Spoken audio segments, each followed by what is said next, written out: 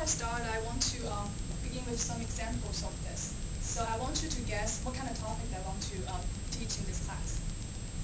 So first, I want you to pick from these cities. 4 of them have more than 20 billionaires in them. So I want to get a wild guess. Moscow? Okay. What else? Stanford. Okay, Stanford. What else? Tokyo. Tokyo? Okay. What else? Just another. Seoul. Hong Kong? Okay. You're not gonna guess any US cities? Seattle. LA. Okay, LA. So let's just go to the answers. So as you can see, a lot of them want to pick other cities, but actually there are some differences between your believing and the facts. And here are the actual numbers of those billionaires in the cities. And let's move on to the second question. So do you think the billionaires are getting younger and younger?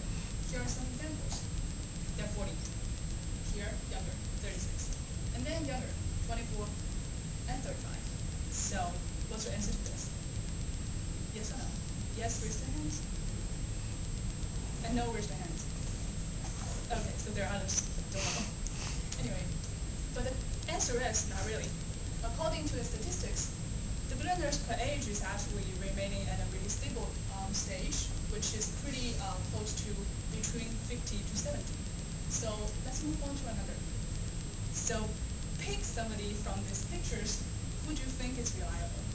Anybody want to take that one? Which one? Just pick whatever you want. Well, let's just hold it back for a while. Let's just hold it back for a while. So any other one? Pick? Anybody?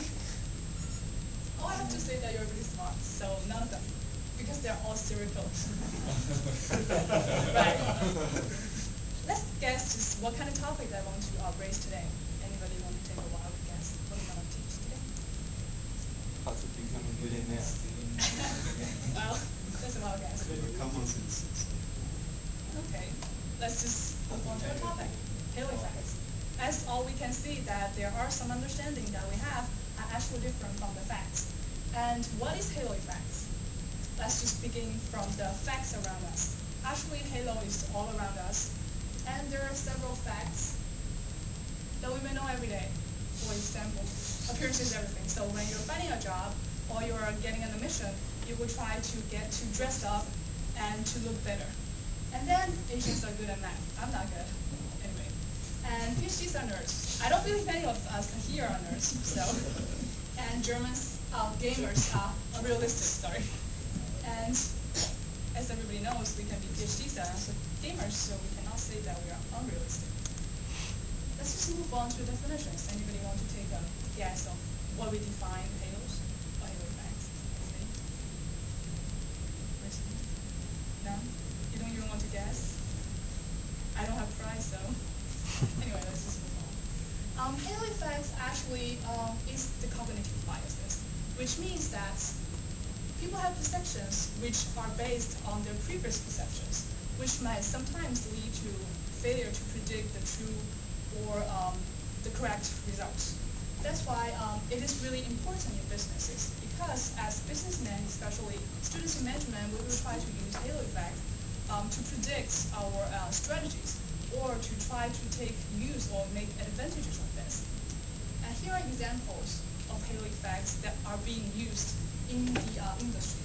So let's take Apple iPods, for example. It is really successful Apple products, and after this, Apple is doing better and better.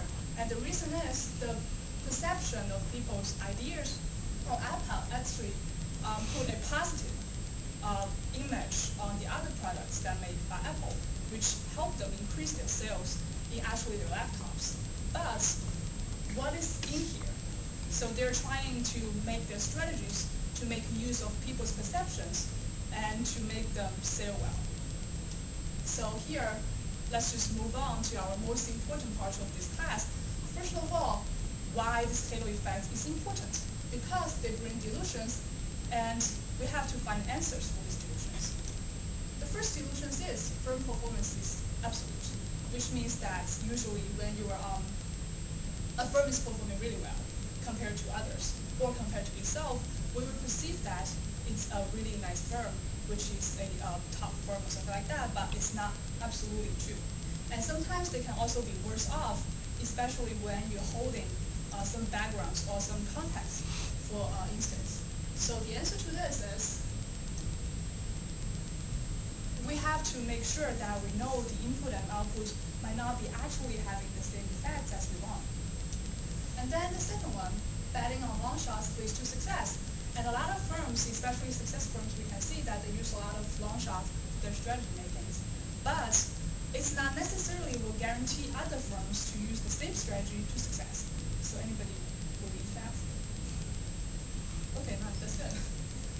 So here we have to know that any good strategy involves risks. So even though others may succeed by using some strategies, but others or yourself or your firm might not actually be succeed using the same techniques or same strategies. And then there's another one. There's law of business. Right, there's no law. As we know that every firm can succeed in any other ways. So it is important to know that change plays a really major role, which means that for a firm, you have to be able to adapt to the changes. So the last one, as ourselves, as researchers, we a lot of times analyze this data. Even for firms in realistic world, they analyze this data. But however, if there are halo in data, probably we might think that use better techniques, we can eliminate this kind of halo, but itself is a halo. So that's why we have to understand what it is and trying to figure out a way to deal with it. And any other questions towards this concept? I don't understand the last part. Halo is data manipulation. I think by the VSN update.